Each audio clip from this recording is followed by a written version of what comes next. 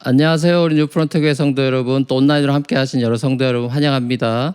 우리 찬양하며 기도해 시작하겠습니다.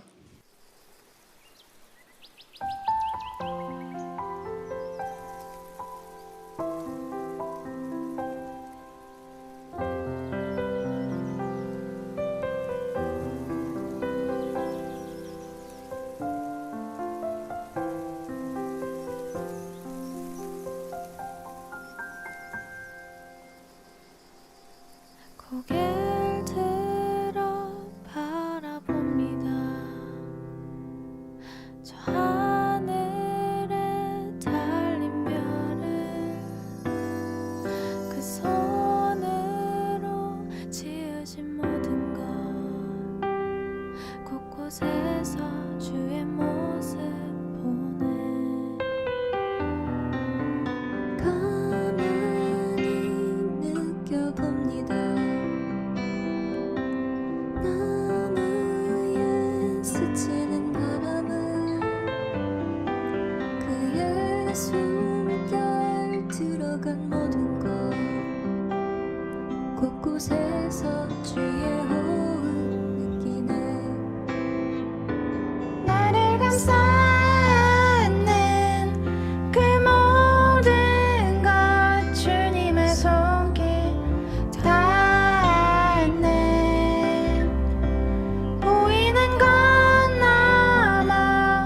볼 수 있는 믿음을 주시네.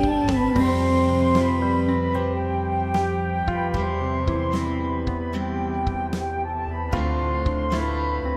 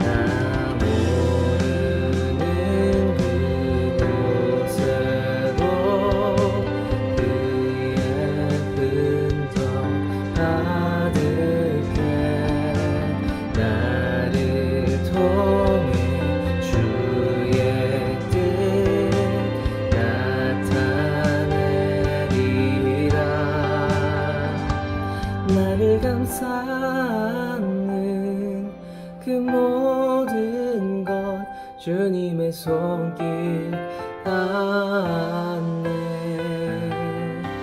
보이는 것 넘어 볼 수 있는 믿음을 주시네. 나를 감싸는 그 모든 것 주님의 손길 닿네. 보이는 것 넘어 볼 수 있는 믿음을 주시네.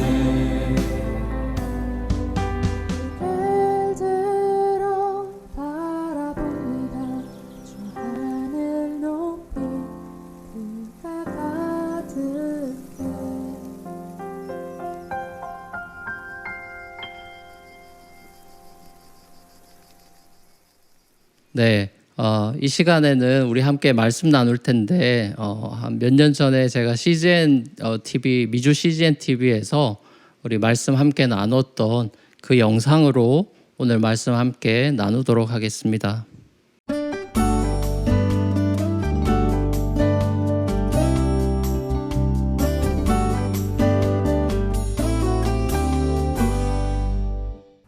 안녕하세요. 저는 뉴욕 맨하튼에 있는 뉴프론트 교회를 담임하고 섬기는 류인열 목사라고 합니다. 반갑습니다. 오늘은 마태복음 25장에 나오는 달란트 비유, 유명한 비유죠. 달란트 비유를 통해서 하나님께서 우리에게 들려주신 메시지를 듣기 원하는데요. 오늘의 땀이 내일의 보석이 된다, 이런 제목으로 짧게 메시지 나누기를 소망합니다.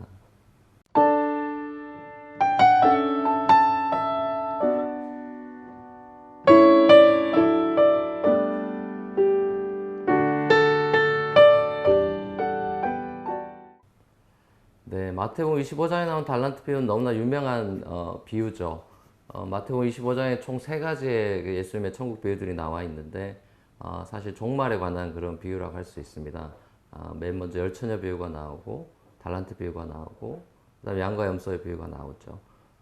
이 3가지의 연결고리도 참 재미있는 것 같고, 근데 달란트 비유는 사실 주인이 다시 돌아올 때 이제 평가한다는 그런 내용이고, 뭐 양과 염소도 마찬가지고, 다 또 기다린 신부의 비유도 다 주인이 돌아오고 신랑이 돌아오고 마지막 때가 있고 결산의 때가 있는데, 그때 이제 평가가 확 달라진다. 이게 이제 주요 띠임이 되는 것이죠.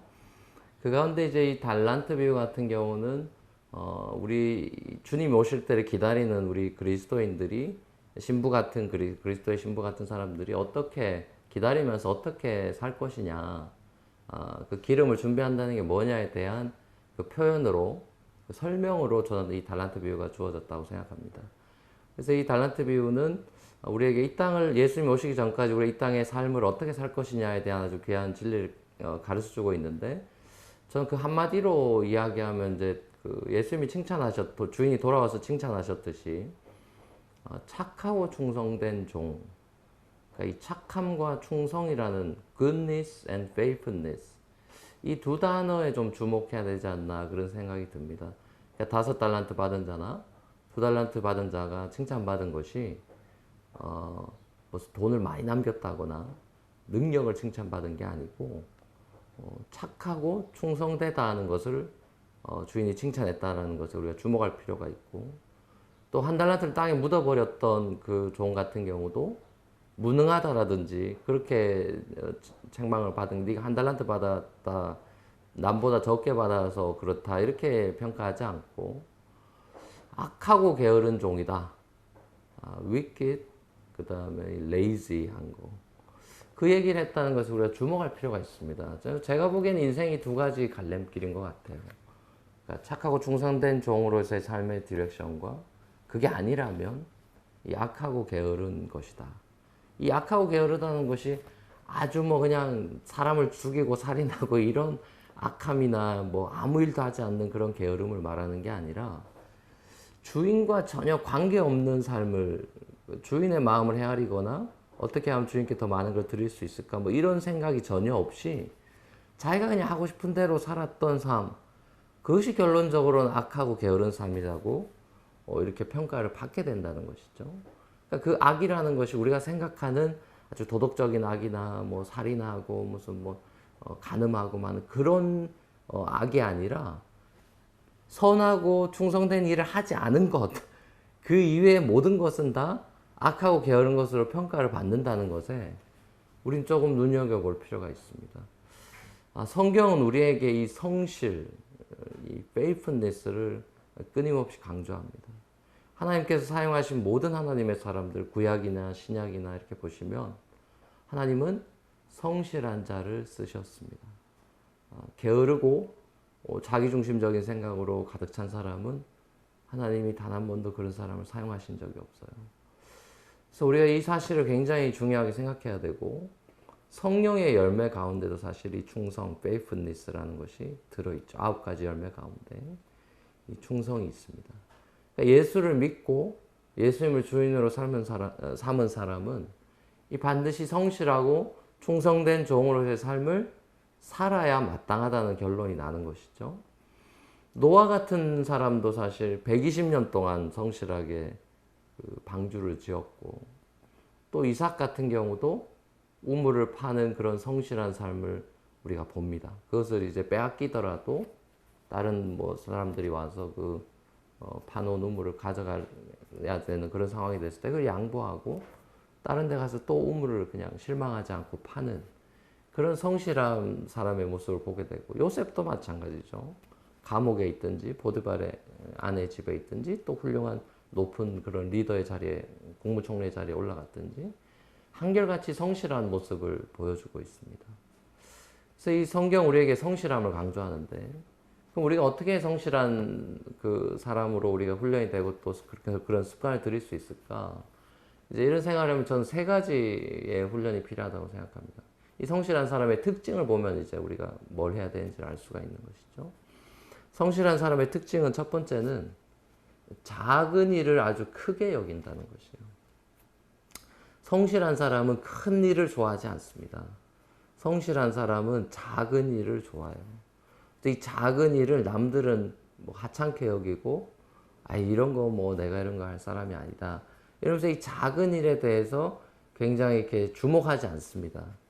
그러나 성실한 사람은요, 이 작은 일, 이런 것들을 더 주목하고 거기에 성실한 사람들이, 그게 달란트 비유의 말씀에 네가 작은 일에 충성하였음에 내가 너에게 많은 것으로 맡기겠다. 그러니까 하나님은 우리가 큰 일 하는 걸 주목해서 보는 게 아니고 작은 일을 어떻게 하느냐를 주목해서 보세요. 다윗이 대표적인 예죠. 다윗이 헤브론에서 그 작은 지파 하나를 다스리는 걸 보면서 훈련을 하면서 성실함을 보였을 때 나중에 12지파 이스라엘 전체를 다스리는 왕이 되는 것이죠. 하나님, 우리가 작은 일을 성실하게 하는 것, 그걸 보신다는 것이고, 그것이 우리 성실한 사람이 되는 첫 번째 길은 우리가 작은 일을 크게 여겨야 된다는 것이고요. 두 번째 이 성실한 사람의 특징은 아무도 보지 않는 곳에서 계속 그 일을 한다는 것입니다. 여러분, 사람들한테 보이려고 성실하고, 특히 교회 봉사 같은 거, 청년들 같은 경우는 정말 결혼하려고라도 얼마든지 1년, 2년 헌신할 수 있습니다. 그 잘만 관리하면은 이쁜 자매를 이제 얻을 수가 있는 거거든요. 그리고 사역을 내려놓으면 그만이기 때문에. 근데 여러분, 하나님이 원하는 성실함은 그런 게 아니에요.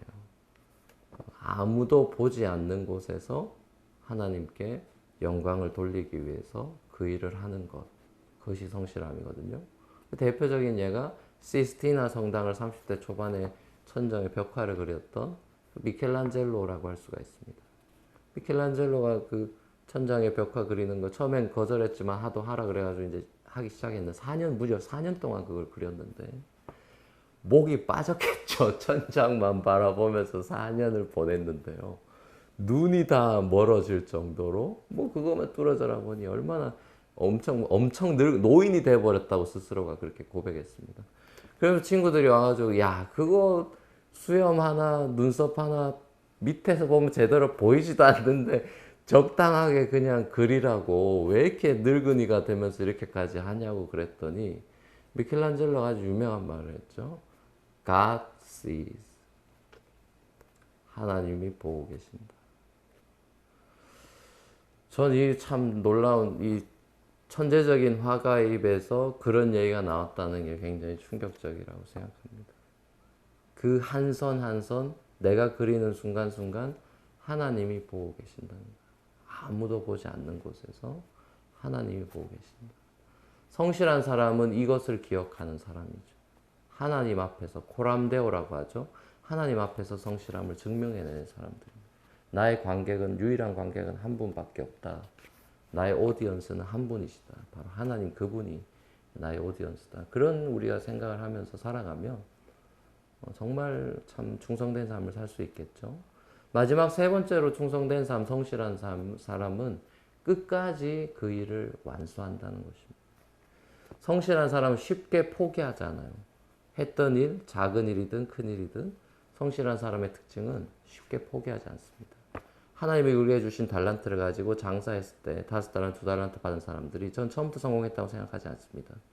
많은 어려움도 있고 실패도 있었고 그랬겠지만 꿋꿋하게 견뎌내고 이겨내면서 포기하지 않고 장사했기 때문에 마지막에 그런 좋은 결과가 왔다고 생각합니다.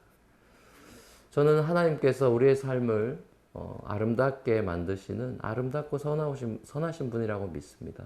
그리고 달란트를 주실 때는 그런 행복한 삶을 주시기 위해서 선물을 주셨다고 생각합니다. 우리에게 이제 책임이 있는 것이죠. 우리가 성실한 삶으로 아름답게 정원을 가꿔 나가야 될 그런 책임이 있는 것이죠. 저와 여러분들이 이런 성실한 사람이 돼서 정말 하나님께 영광을 돌리는 착하고 충성된 종 다 될 수 있기를 주 예수 그리스도를 간절히 축원합니다. 같이 함께 기도하시겠습니다. 사랑의 아버지 하나님 은혜를 감사합니다. 오늘 달란트 비유를 통해서 우리에게 맡겨주신 이런 사명과 삶의 소중함에 대해서 다시 한번 생각해 봤습니다. 그리고 하나님이 성실하신 분이기 때문에 졸지도 주무시지도 않는 분이시기 때문에 우리에게도 이 성실하심을 요구하시고 또 하나님 닮는 성품을 우리에게 요구하는 것을 다시 한번 깨닫게 됩니다. 하나님 저희들이 악하고 게으른 종이 아니라 마지막 날에 주님 앞에 섰을 때 착하고 충성된 종이라고 칭찬받는 그런 아름답고 정말 존귀한 삶 살아갈 수 있도록 주님 함께하여 주시옵소서. 주님께 모든 것 맡겨드리고 감사드리며 사랑이 많으신 예수님의 이름으로 축복하며 기도합니다. 아멘. 네, 이 시간에는 여러분 가지고 계신 개인 기도 제목, 가정 기도 제목, 또 교회를 위한 기도 제목까지 기도하시고 또 우리 교회 전체적으로 함께 기도하는 기도 제목 가지고 함께 기도하시고 또 평안한 밤 되시면 좋겠습니다. 감사합니다.